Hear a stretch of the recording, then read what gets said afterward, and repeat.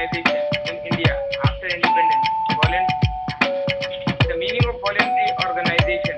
The term voluntary is taken from the Latin language.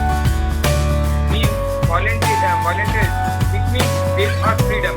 In another word, voluntary means something willingly, not because you are forced, but it's choose by you to do without any compulsion and force. Definition of voluntary organization. Voluntary organization is an organization which is initiated and governed by its own members without any external control, irrespective of whether it is workers are paid or not paid. Thus, voluntary organizations have always played a pioneering role, ideal role, whether it was in case of an individual disaster or an emergency caused by storm.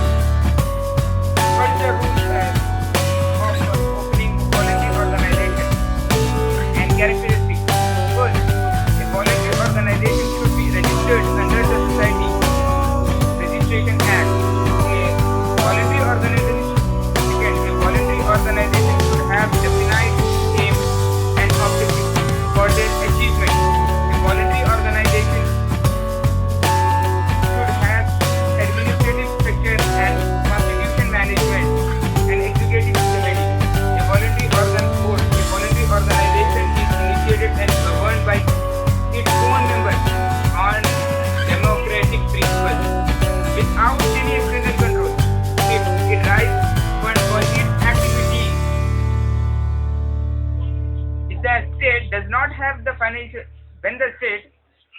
financial resource and manpower to meet all needs of its citizens, it is voluntary organization which have the responsibility of providing them a minimum need.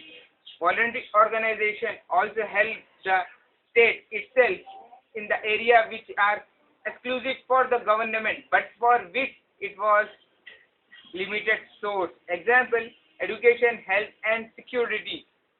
Voluntary organization provides various activities to those persons who don't participate in the activities of the state through politics and government.